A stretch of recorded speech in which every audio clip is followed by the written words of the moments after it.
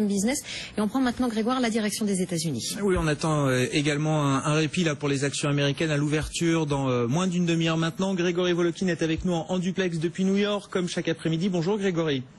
Bonjour Grégory. Président de Mescart Financial Services, il y a un chiffre qui marque les esprits là qui était attendu, le chiffre des ventes au détail au mois de janvier. Ça a l'air plutôt pas mal. Absolument, c'est 0,4% et même ce qu'on appelle le groupe de contrôle qui enlève les voitures, qui enlève les ventes de gasoline et qui enlève la nourriture, parce que c'est très en général ça bouge beaucoup de mois en mois. C'est 0,6% de hausse.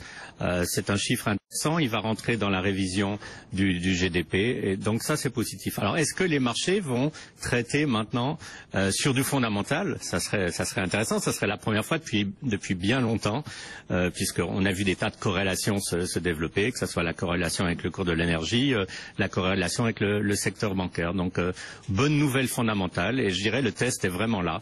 Est-ce que ce petit rallye qu'on va avoir ce matin va donner l'occasion encore à des ventes et à des liquidations, ou bien est-ce que les investisseurs vont en profiter pour rentrer avec un peu plus de sûreté sur ce marché? Ouais, d'autant qu'on s'est encore fait peur hier à Wall Street. Alors, on a été sauvé par le pétrole avec des rumeurs toujours d'accord au sein de l'OPEC.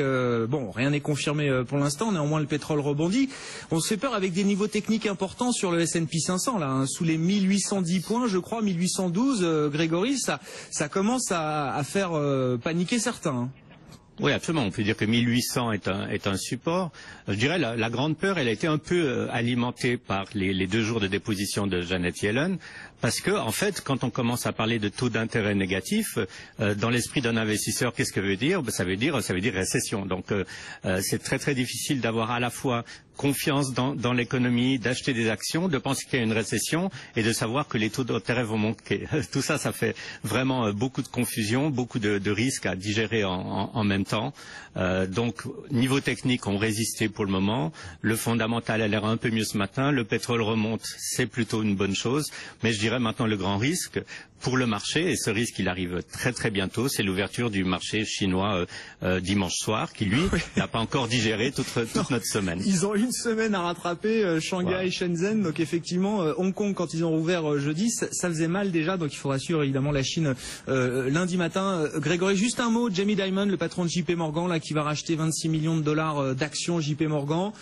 C'est un vrai signal positif. Est-ce qu'il peut se tromper lui aussi en rachetant ses actions JP Morgan là? C'est 2 questions. Signal positif, c'est positif parce que ça montre la confiance qu'il a, et puis surtout ça montre qu'il dépense exactement une année de ses revenus pour racheter les actions de sa compagnie. Donc je dirais c'est un très bon signe pour ses employés. Mais je mettrai ça en parallèle avec le CEO de Citigroup, Michel Corba, qui la semaine dernière lui aussi a acheté des actions de Citi.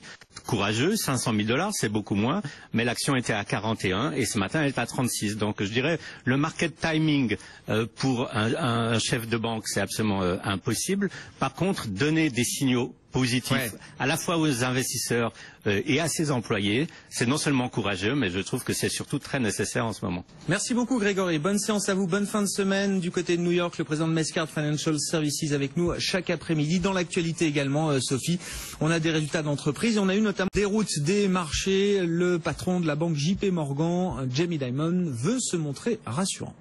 Oui, il a acheté 500 000 titres de la banque, ce qui représenterait au total 26 millions de dollars. Un signal positif selon Grégory Volokin, président de Mescart Financial Services.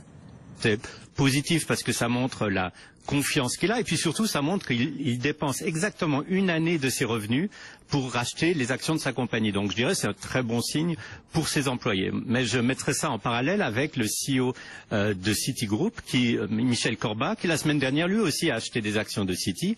Courageux, 500 000 $, c'est beaucoup moins, mais l'action était à 41 et ce matin elle est à 36. Donc je dirais le market timing pour un chef de banque c'est absolument impossible. Par contre, donner des signaux positif à la fois aux investisseurs et à ses employés, c'est non seulement courageux, mais je trouve que c'est surtout très nécessaire en ce moment.